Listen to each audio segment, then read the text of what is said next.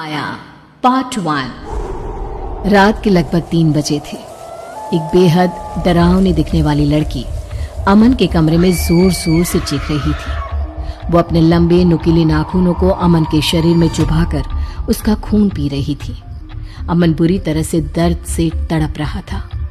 उस लड़की का चेहरा इतना खौफनाक था कि कुछ ही देर में दर्द और डर की वजह से अमन बेहोश हो गया। तभी अचानक अमन की आंख खुली और अमन चिल्ला पड़ा, बचाओ बचाओ, वो लड़की मुझे मार देगी, वो मेरा सारा खून पी जाएगी, बचाओ। ये सुनते ही अमन की माँ सुशीला जी दौड़ कर आती हैं। अमन, क्या हुआ बेटा? तुमने वो बुरा सपना फिर से देखा क्या? ठीक हो ना तुम? माँ वो लड़की अभी भी यहीं पर थी, ठीक मेरे पास, और उसने मेरे शरीर में, देखिए ना, मेरा सारा खून। बेटा तुम बिल्कुल ठीक हो। पता नहीं तुम्हें सपने ऐसे क्यों बार बार आते हैं। मैं पंडित जी से बात करती हूँ। मम्मी देखो, बाहर की एक यूनिवर्सिटी में मेरा एडमिशन हो गया है। उन्होंने मेरी एप्लीकेशन एक्सेप्ट कर ली है। लेकिन बेटा अचानक इस तरह, तुम तो कह रहे थे कि इस वक्त वहाँ पर सारे एडमिशन क्लोज हो चुके हैं। हाँ माँ, सरप्राइज तो मैं भी हूँ, लेकिन देखिए ना, हो सकता है कि कोई सीट खाली रह गई हो और शायद इसीलिए उन लोगों ने मुझे बुला लिया हो। देखो बेटा, सारी चीजें अच्छे से जांच पड़ताल कर लेना। आजकल ना बहुत फ्रॉड होता है, किसी चीज का पता ही नहीं चलता। और मम्मी, कमाल की बात तो ये है कि मुझे ये कॉल सीधा लंदन की एक बहुत बड़ी यूनिवर्सिटी से आया है। यहाँ तो शायद मैंने अप्लाई भी नहीं किया था। बेटा मुझे तो बहुत बड़ी गड़बड़ लग रही है। अभी ये भी तो पता नहीं चला कि वो सपना तुझे बार बार क्यों आता है। तुम अच्छा ना बेटा। अरे डरो मत, कुछ भी नहीं है, वो सपना मुझे ऐसे ही आता होगा। कुछ ही दिनों के बाद अमन सारी तैयारी के साथ लंदन के लिए निकल जाता है। लंदन पहुंचने के बाद तो जैसे अमन की जिंदगी बेहद खूबसूरत हो गई थी। वहां की लाइफ में जाकर अमन बहुत खुश था। जैसे ही वो अपने हॉस्टल के कमरे में पहुंचा, उसने अपने आप से कहा, हाँ, मम्मी पापा की फोटो यहाँ टेबल पर लगा देता हूँ, और ये मम्मी के हाथ के बने लड्डू, इनका तो क्या कहना। यहाँ विदेश में सब कुछ है, बस मम्मी के हाथ के खाने की बहुत याद आएगी। रात हो गई थी और अमन अपने बिस्तर पर जाकर सो गया। आधी रात के बाद अमन को किसी के गाना गाने की आवाज सुनाई दी। अमन नींद से जाग गया। अमन ने अपने बिस्तर पर वापस जाकर सोने की बहुत कोशिश की, लेकिन उसे नींद नहीं आई। अरे, इतनी रात को ये गाना कौन गा रहा है? यार, कितनी प्यारी आवाज है। लगता है कोई लड़की गाने की प्रैक्टिस कर रही है।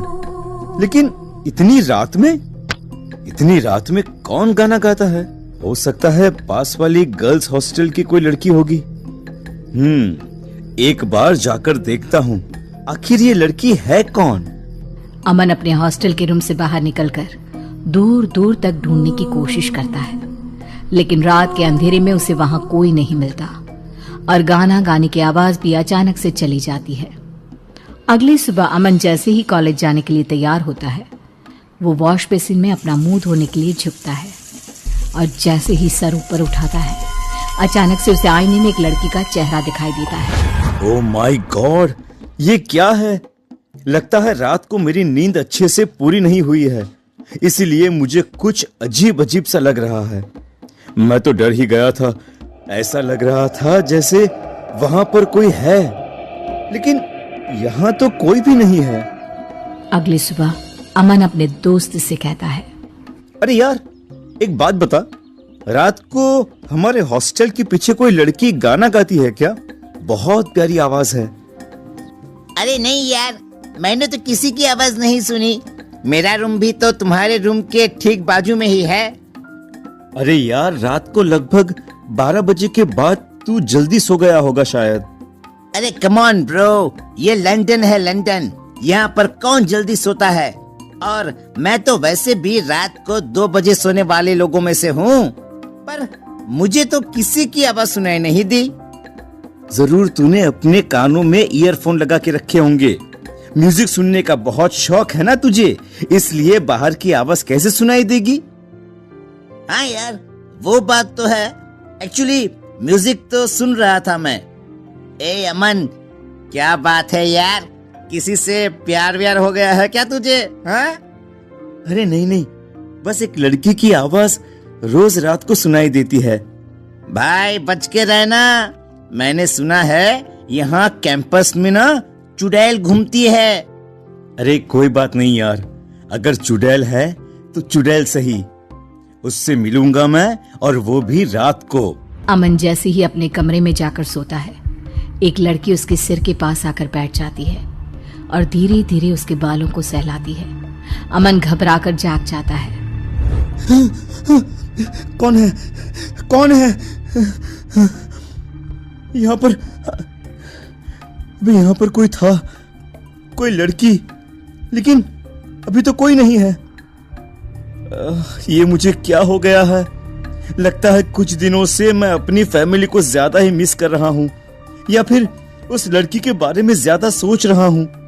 मुझे बार बार ऐसा क्यों लगता है जैसे यहाँ मेरे आसपास कोई और भी है। अमन थोड़ा सा परेशान हो जाता है। अगले दिन जब वो कॉलेज जाता है तो अचानक से एक लड़की अमन के पीछे से आकर उससे बात करती है। हेलो, आप इंडिया से आए हैं ना? आपका नाम अमन है ना? ओह माय गॉड, ये लड़की कितनी खूबसूरत है।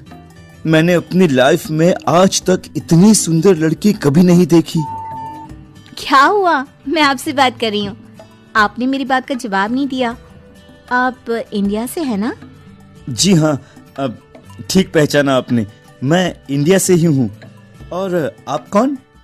मैं यहाँ पास वाले कॉलेज में म्यूजिक स्टूडेंट हूँ और मुझे गाना गाने का बहुत शौक है। तो क्या रात के वक्त कैंपस के बाहर आप ही गाना गाती हैं? हाँ, आपने सुना? एक्चुअली ना, मुझे रात की खामोशी में गाना गाना बहुत अच्छा लगता है। जी हाँ, और कितने दिनों से आपकी आवाज सुनकर आपको ढूंढने की कोशिश कर रहा था, लेकिन जैसे ही बाहर आता हूँ आप गायब हो जाती हैं।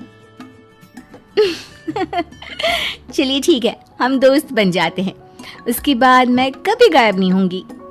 अमन और निमिषा की दोस्ती हो जाती है। और फिर एक दिन, निमिषा, कितने महीने हो गए हमें एक दूसरे के साथ।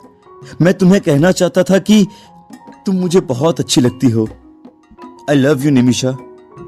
आई लव यू टू अमन, मैं भी तुमसे बहुत प्यार करने लगी हूँ।